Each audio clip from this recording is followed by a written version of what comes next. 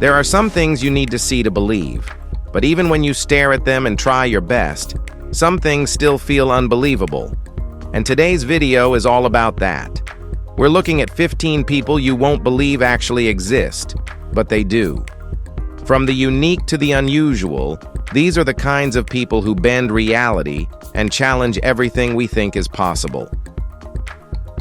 Number 15. Sabrina Scott. Sabrina isn't your broomstick-riding stereotype. She's a tarot reader, writer, artist, and PhD researcher who's been practicing witchcraft since she was 7. Raised on seances and modern American spiritualism, she's now known as the Millennial Witch of Toronto. Her spells don't involve cloaks or wands. They're rooted in herbs, trance, colors, and personal transformation. She's read tarot at parties, on Zoom calls, in bookstores, and for corporate gigs. She's also taught university design courses, spoken at symposiums, and even delivered a keynote lecture on magic and ecology at Cambridge. Sabrina's projects range from the graphic novel Witchbody to her online course Tarot Without Bullshit. She's not about aesthetic stuff. Her work digs into trauma, healing, and energy with both spiritual and academic weight. In her world, magic isn't a fantasy. It's a tool for real-life change. Claim your power isn't just a catchphrase. It's her goal. She doesn't ask for permission to believe in magic. She teaches others how to believe in their own. Number 14. Afshin. When Afshin was just 1, she slipped from her older sister's lap and landed wrong. Her family couldn't afford a doctor. By the time they reached one, it was too late. Her neck had fused sideways. Now, she's lived her whole life with her head tilted forever, a visible reminder of a single accident and a healthcare system out of reach. Her condition makes basic things hard, like bathing, eating, and walking, but she's never let it define her spirit. Afshin lives with her mother and older brother in Pakistan, where local doctors say surgery could help, but at great risk. One estimate said her chance of surviving an operation was only 50%. Despite it all, Afshin has found confidence through friendship and the internet. She laughs with her brother, smiles in photos, and dreams of a future without pain. As of 2025, her story has faded from headlines, but her family still hopes for life-changing surgery. And Afshin just keeps smiling. Number 13. Ada Thompson. Ada Thompson from Tyler was born with primary congenital lymphedema, which caused her right leg to swell uncontrollably since infancy. As a baby, her diapers had to be custom-made to fit her enlarged leg. Over the years, the swelling worsened until jeans and shoes no longer fit. "I was bullied in school," she said. "People thought I was just lazy or fat." Now 38, Ada manages her condition through compression therapy and a special pressure pump she straps around her leg each day. Medicaid doesn't cover surgical options, so she relies on what she can afford. Despite the pain, she still sings, dances, and posts videos reminding others not to give up. "My situation could be worse," she says. This year, Ada briefly went missing, causing widespread concern, but she was later found safe. Though her condition has no cure, she keeps her humor, her faith, and her rhythm. "I can't change it," she says, "but I can still live." And she is enjoying it. Number 12. Sophie Harris. Sophie Harris, also known as drag queen Venus de Milo, performs without arms, but with more flair than most could dream of. She has TAR syndrome, in long words, thrombocytopenia absent radius, which is a rare condition that left her without forearms. But Sophie doesn't just perform, she dominates the stage. Inspired by the armless Greek statue Venus de Milo, she created her stage name as a bold middle finger to anyone who doubts her. At 10, she saw her first drag show in Turkey. By her 20s, she was starring in Newcastle's drag scene with jaw-dropping performances, including one as a frustrated, masturbating T-Rex. Well, yes, really. Her shows are wild, fearless, and unapologetic. But it's not all glitter. Sophie faced backlash, especially as a bio queen in a space often gatekept by tradition. Her reply? "It's my drag. I do it for me." Disability jokes, online hate, and family shock. She's dealt with all of it, and still, she performs. Venus de Milo doesn't just break the mold, she steps on it in 6-inch heels. Number 11. Li Huanmei and Zhao Yuchun. 16 years ago, hospital cleaner Li Huanmei found a newborn abandoned in a hallway in Shaanxi Province, China. The baby, later named Li Kun, had cerebral palsy and was too weak to swallow. Doctors didn't expect her to survive. But Li took her home, and she and her husband, Zhao Yuchun, devoted their lives to keeping her alive at any cost. Because Li Kun can't chew or feed herself, they chew every bite of food and transfer it mouth to mouth 3 times a day for nearly 2 hours per meal. The couple never once considered giving up. They already had 2 older children, yet treated Li Kun as their own from day one. Now a teenager, she still depends on them completely, but she smiles when her father sings or when her mother combs her hair. The family lives modestly, with no outside help, but their care turned a child once left to die into a daughter deeply loved. Their love is her survival, and honestly, they are the best people. Number 10. Mariam and Mia. Mariam and Mia are identical twins with a severe form of osteogenesis imperfecta, better known as brittle bone disease. At birth, doctors found multiple fractures from the shoulder to the shin and gave their parents no real hope. "They told us to prepare for the worst," said Mom Rayan. The twins were in the NICU for months and nearly died twice. But after being connected with OI specialists, their condition slowly stabilized. Metal rods were inserted in their limbs to strengthen their bones, and regular infusions helped boost bone density. At just 5 years old, Mariam and Mia can now roll, sit up, and eat on their own. Milestones doctors never thought possible. Their parents enrolled them in every therapy they could find, from water sessions to weekly physical and speech exercises. Today, with their younger brother Yusuf, the family is thriving. "It started in pain," Rayan said, "but it's turning into a beautiful life. Every day the girls improve, and every step forward is hard-earned. So, never lose hope. It's what keeps humanity alive."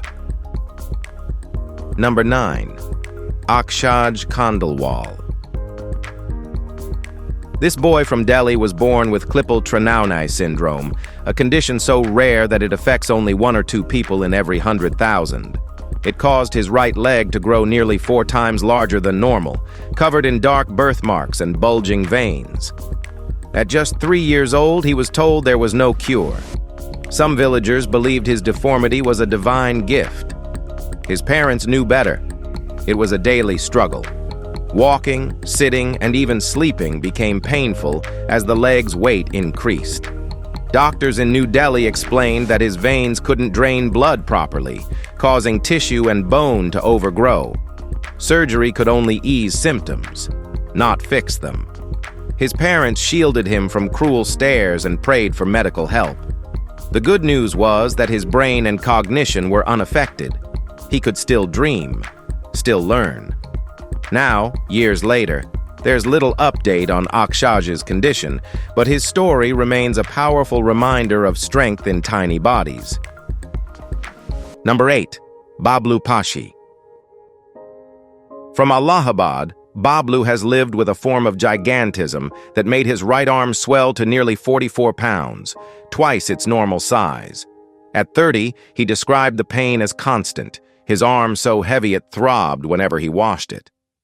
"I can only walk for 10 minutes before I need to rest," he once said. His massive limb made daily tasks nearly impossible, tying his shoes, cooking, and even sleeping comfortably. Doctors traced his condition to excessive tissue growth caused by a hormonal imbalance, but treatment in his rural area was limited. Despite the discomfort, Bablu refused to isolate himself. Neighbors often helped him carry groceries or fetch water, and he remained determined to live as independently as possible. His story, filmed nearly a decade ago, stunned viewers worldwide. Since then, little has been heard about him, but his words still echo. "It hurts, but this is the body I have." His quiet endurance spoke louder than any cure could.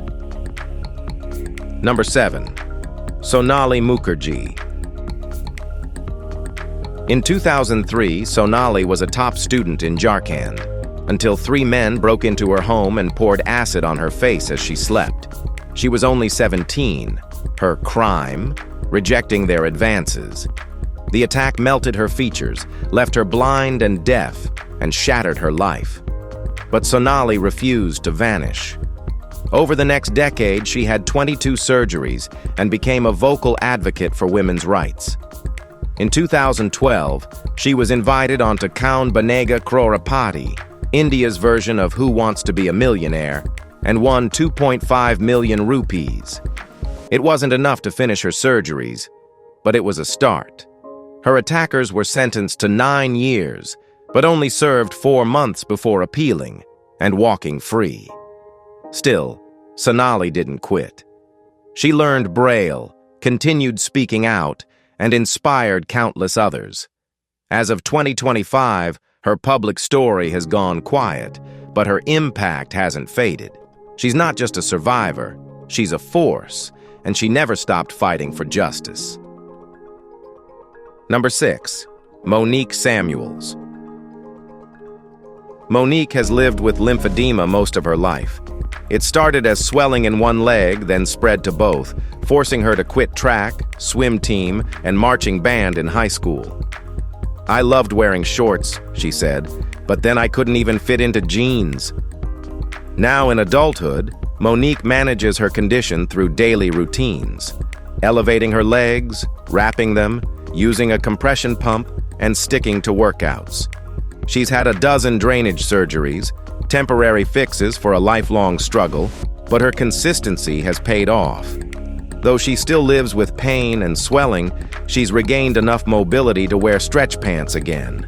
And yup, shorts too. "It's not about how they look anymore," she said. "It's about feeling like me." Monique doesn't downplay the limits or the exhaustion, but she won't give in to them either.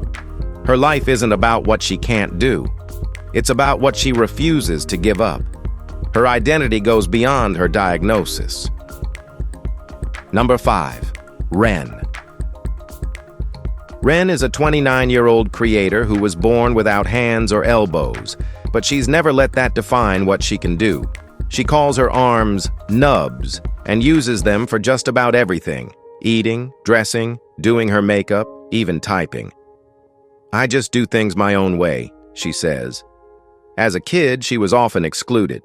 Even dating was tough. Some guys wouldn't even hold her hand in public. That changed when she met Timmy. He didn't flinch. He laughed, he listened, and made her feel seen. Now they make TikToks together, sometimes serious, sometimes funny, but always real. The comments still come. Some kind, some cruel. But Ren keeps going. "Disability doesn't mean less," she says. "We just live differently." Her videos, watched by millions, show her doing things people never expect: cooking, sewing, laughing, loving. For Ren, her confidence didn't come from hiding. It came from showing up exactly as she is. Her goal isn't to prove anything, it's just to live openly without any worry. Okay, now let's move to number 4, Levi Christosek. Levi is one of the rarest people alive. He has Janssen metaphyseal chondrodysplasia, a very rare form of dwarfism. Fewer than 30 cases worldwide, and only 5 confirmed in the US. He's just 38 inches tall and lives with chronic pain and constant joint complications. But he's not someone who backs down from life. As of 2025, Levi is 19 years old and still based in Ocean Springs, Mississippi. His family continues to share his journey online, and his personal motto, "Go live life," is something he truly lives by. Whether visiting Buc-ee's or just enjoying time with loved ones, Levi's life is loud with joy, not limits. His mom, Donna, remains a fierce advocate, especially when facing online cruelty. In March 2025, she stood up publicly to defend her son, pushing back against trolls and reminding the world that Levi's life is about strength, not pity. Rare conditions don't define him. His attitude does. He's not just surviving, he's leading with purpose. Number 3, Alex Lee.